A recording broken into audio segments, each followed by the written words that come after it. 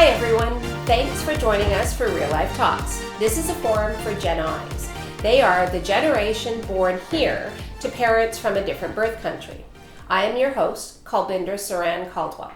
I am a certified life coach, and I work with clients and help them through many different issues that many of us are facing about life and love and cultural confusion. And that's one of the things that we talk about during Real Life Talks. And we're here for you to ask your questions or pose your concerns to a non-judgmental panel, which has dealt with these issues themselves in their own lives. Let's introduce you to today's panel. Rabia. Hi, Kalbinder. Super excited to be here, as always, to find ladies. So, as you mentioned, Rabia. My name is Rabia Din, and I was born and raised in Toronto, Gen I, as you like to put it, yes. With very strong roots to Pakistan, and it's something that my parents instilled in me very, very young, and I've carried with me throughout my life, and I've tried to find that fine balance between being Pakistani and Canadian, mixing it up and finding the best of both worlds, and so I think I've done that pretty well. You have. So now the challenge is to have my kids kind of do the same thing. So I'm trying to get them to, find their Pakistani essence, find their Canadian pride, mix them together and live a full life with both cultures.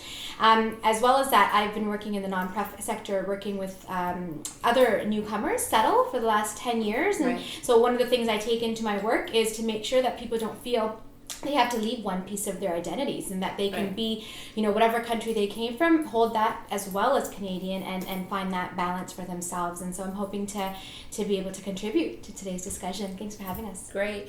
And that's wonderful that you provide that support, especially when everything is new and you let them know that it's okay to still be themselves. And they want to try so hard to be Canadian. Yes. And it's like you can do both. Yeah. This is what it is. Which is wonderful. So. And Auntie, which is Shalini Maharaj. Yes. Thanks for being here. Thank you. And I've been here for a long time. I came in 1977 from South Africa, and I have been trying very hard to meld the two cultures, and it was a battle. It wasn't easy, but it's been wonderful now because I have two grown children, and I've worked in the country for many years. So, and my exposure to all different cultures has been really wonderful too. So that, yes, I have been able to meld the two. Wonderful. And if I can say so myself, I would like to say that I'm both Indian and Canadian and South African all put together in one right now. Which is great. And more than anything else, I think I'm being older. And coming from a different perspective, which probably your parents are in that same category. So it's different in that way. And I'm hoping that I can help in this way. And you are. It's so nice to be able to get that sort of perspective, because some of the issues that we're dealing with hit close to home, and a number of these conversations that we have to have with our parents, it would be nice to get your perspective, because what we want to do is we want to open up those lines of communication. We want to make sure that those bonds, family bonds, are strong, and the only way to do that is for us to be able to be open and honest and support one another from a family context. So thank you very much for being here. You. And our special guest for today is Shalini. Why don't you tell us a little bit about yourself? Sure. My name is Shalini. I'm born and raised in the GTA. My dad came here when he was 14, so he's kind of had a bit of both experiences of growing up in India and remembering life in India, but also growing up here through the education system. And my mom came here after she got married, but even back home, she was from a very affluent family, so she went to a English-speaking school. So people come to me and they're like, "Is your mom from here?" I'm like, "No, she's born and raised in India," but you don't feel that from them. But very much, same situation of growing up here, going to school with non-Indian friends and trying to kind of figure out what does it mean to be Canadian while having parents saying, you should be put in these traditional dance classes or speak more Hindi at home. And so kind of that balance of that Indian side of me and the Canadian side of me, I totally relate. Yes. And then I married a non-Indian, and so that was a little bit of fun chaos in the house. Yes. My parents were very understanding and accepting of him, but then at the same time it was, okay, but we're still going to do the full Indian wedding, right? Yeah. And he was awesome, and he did the full Indian wedding except the horse. He refused to sit on the horse. And so that's me. That's great, because we definitely need your perspective on this topic for today. Most of the time what we do is we glean the topic from letters that I've received from as DearDIDI. So let's talk about today's topic, which is relationships. I don't see a future with someone who doesn't respect where I come from. My boyfriend, Nandesi, and I recently went to India and, on an extended holiday. He's always been very interested in all things Indian, and I thought we would have a great time. But now that we're back, all he can talk about is how people pee in the streets, the stray dogs and beggars. It's like he didn't see the amazing sights or the natural beauty of the country. He even dissed my extended family that received us so warmly. He says I'm making too much of his kidding around. Also, that he's not even dissing me, really, as he sees me as Canadian. To top it all off, my parents, who were initially against us traveling together without being married or even engaged, are now talking about how nakatjaya, which they will shame them if I break it off. So this is a really telling kind of conversation, because many of us have gone through the accepting of our partner into our family, into our life and stuff. And this young lady actually was allowed to have a relationship with this individual and bring it in to the family in order for him to get to know them, which is huge. So, which is huge, big time huge. Yeah, the fact that she could travel Yes. with not being married or Like, not Indian or not Indian, that's like huge. Yeah. So Rabia, what do you think? How would you suggest? So this one is a little bit, it's a little bit close, because for me, my culture is so important. Right. And I'm so Pakistani that I get made fun of people that live in Pakistan, because they're like, why are you browner than we are? What's going on? So for me, anybody that's not willing to accept my culture as entirety, it's going to be a problem. And if it's already a problem, it's going to continue to be a problem. The problem I have with some people, their take on South Asian culture. So just because you like the food, right, and you think the clothes are nice and flashy and fancy, and that is not what South Asian culture is. There's so much more beyond that. So I think a lot of times what happens is that people, I love Indian food, and I love your colorful clothes, and so I love everything about being Indian, and it's actually, there's so much more to South Asian culture. And I think when you are submerged in it, when you go to the countries and you realize it's about how you talk to your elders, and it's about walking down the street, it's about how you carry yourself, it's about respect, it's about it's a complete way of life, obviously. And so I think that he might have been like, I could deal with this. I can get and marry someone from India because I love the food, but it's so much beyond that. And it's really about family too. Yeah, like, the it's family huge. values is huge. Family values, all of that stuff.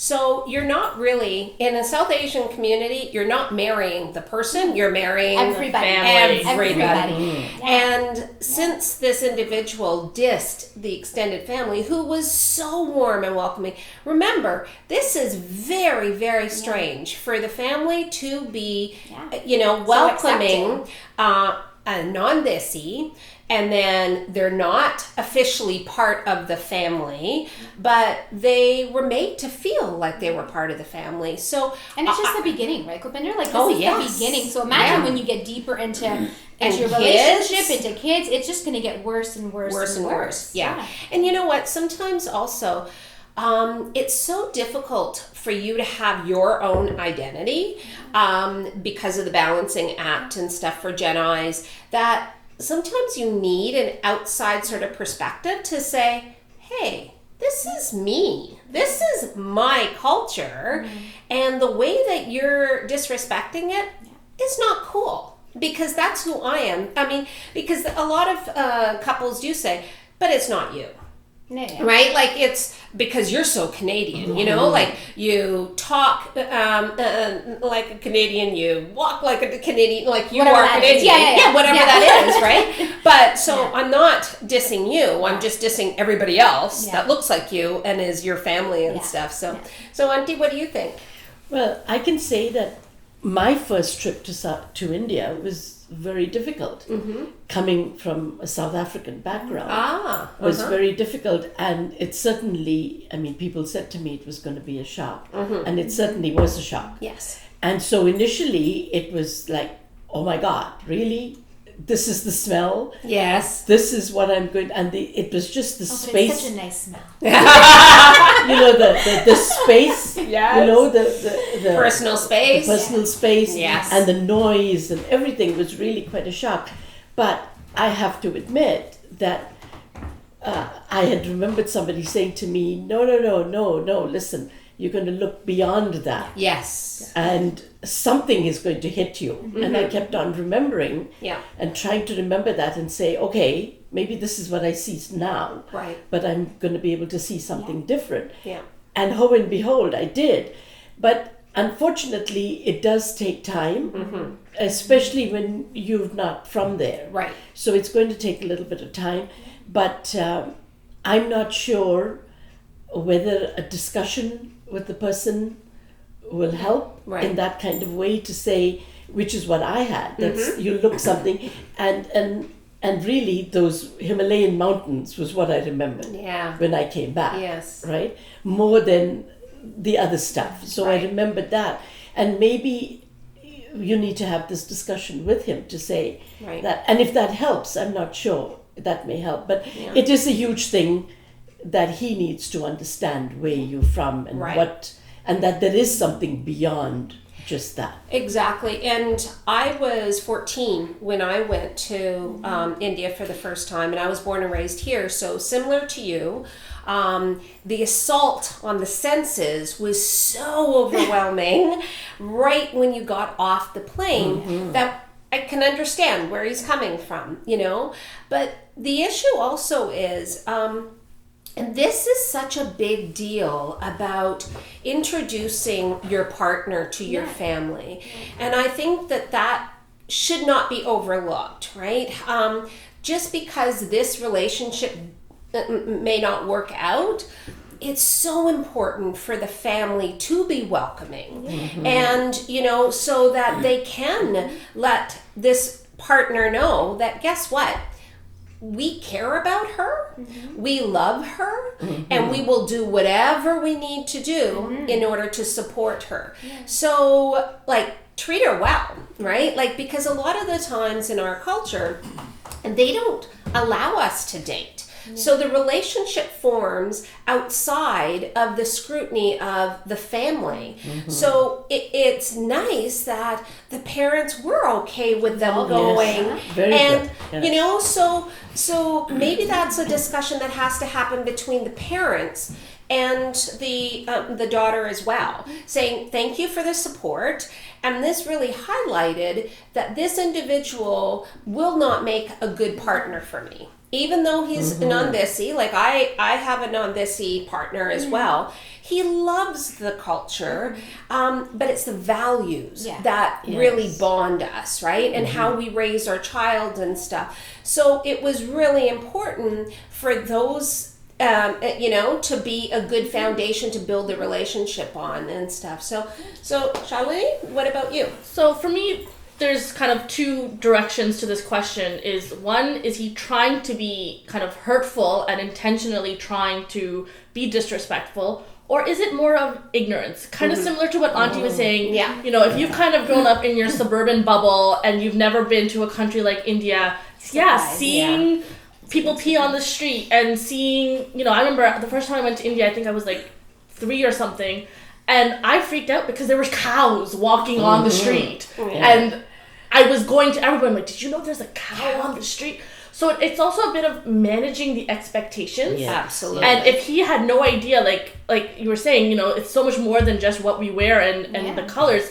But if he had no idea what he was getting into, now that he's reflecting, it's almost like an unfiltered verbal diarrhea going on. That's true. Okay, let's just sit down, have that conversation about what bugged you about that, or what took you by surprise, and be like, yes, that is very unfortunate that we have this going on in our country, but do you remember those beautiful architecture that we saw, whatever other beauty that you saw that should hopefully overshadow any of that negative. Right. And then with regards to the family, absolutely, you are marrying into the family, but it's also, again, an education there too.